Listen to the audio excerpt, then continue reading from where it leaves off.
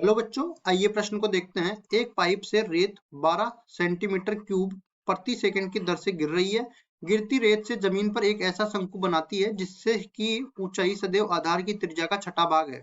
रेत से बने शंकु की ऊंचाई किस दर से बदल रही है या बढ़ रही है, जबकि ऊंचाई 4 सेंटीमीटर के बराबर है। प्रश्न को हल करने से पहले इसकी मुख्य अवधारणा के बारे में चर्चा कर लेते हैं। मुख्य अवधारणा, तो देखो कुछ सूत्र हम लोग यहाँ पे पढ़ लेते हैं। पहली चीज तो हम शंकु के बारे में चर्चा कर रहे हैं। तो देखो शंकु का जो आयतन होता है, शंकु का आयतन ये बराबर हो जाता है किसके, इसको v से प्रदर्शित करेंगे, बराबर हो जाएगा 1/3 गुणा में पाई गुणा में r की घात 2 गुणा में h। इस तरह से जहां पे हम लोग कहेंगे कि r तो शंकु की त्रिज्या हो जाएगी, शंकु की त्रिज्या, और h जो है वो शंकु की ऊंचाई हो जाएगी, शंकु की ऊर्ध्वाधर ऊंचाई, ऊर्ध्वाधर ऊंचाई। अब देखिए ये अपन दोनों निकाल लिया। उसके बाद देखो परिवर्तन की दर इसमें पूछ रहा है, तो परिवर्तन की दर जब भी हम लोग पढ़ते हैं तो हम लोग किसमें जाते हैं, अवकलज के अनुप्रयोगों में। तो अवकलज के अनुप्रयोग, अवकलज के अनुप्रयोग और इनका उपयोग करते हुए सवाल को हल करेंगे हम लोग। तो इसमें देखिए परिवर्तन की दर जब भी पढ़ते हैं तो हम लोग जानते हैं कि dy बटा dx मतलब y का x के सापेक्ष अवकलन। इसका मतलब ये भी होता है कि y में x के सापेक्ष, y में x के सापेक्ष परिवर्तन की दर, परिवर्तन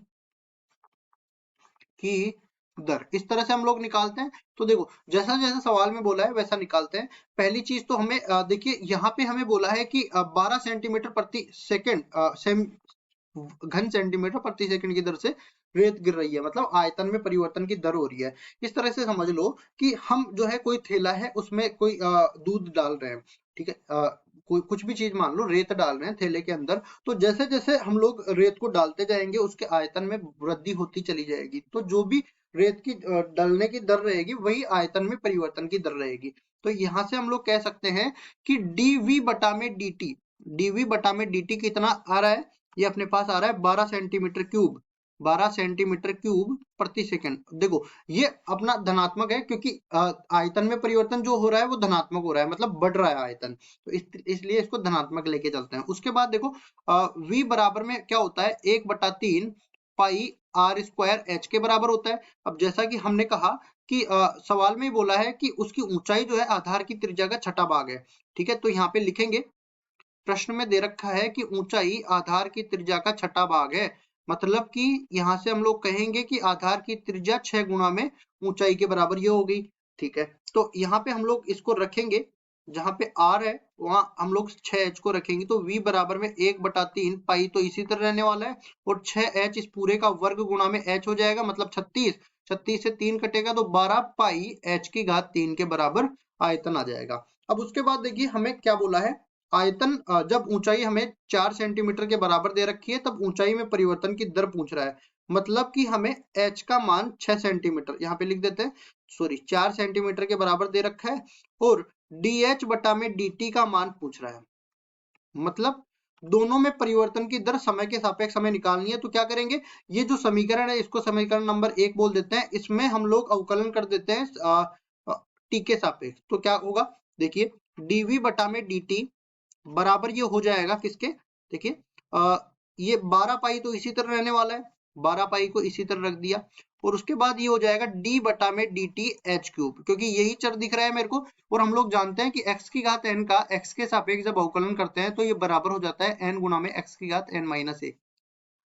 तो ये भी किसके बराबर हो जाएगा, 3h स्क्वायर गुणा में 12 पाई 12 पाई और गुणा में dh बटा में dt, क्योंकि देखो अगर श्रृंखला नियम क्या होता है, h क्यूब का t के सापेक्ष अवकलन करना है तो पहले तो h क्यूब का h के सापेक्ष अवकलन होगा, फिर h का t के सापेक्ष अवकलन होगा। तो h का t के सापेक्ष अवकलन को हमने यहाँ पे लिख दिया, और ये बराबर किसके हो जाएगा, dv बटा में dt। अब देखो जो मान हमें दे रखा था वो तो मान यहाँ पे रख देते हैं, क्योंकि हमें dh बटा dt का मान ज्ञात करना है, बाकी सबको दूसरी तरफ भेज देना है।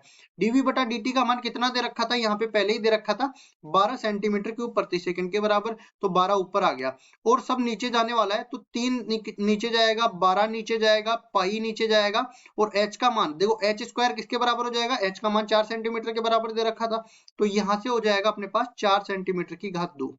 ठीक है।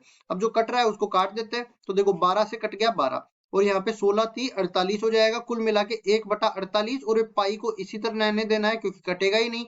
तो dh बटा में dt का मान किसके बराबर आ गया, 1/48 पाई। और केवल यहाँ पे देखो h की इकाई क्या होती है सेंटीमीटर और t की इकाई क्या होती है सेकेंड।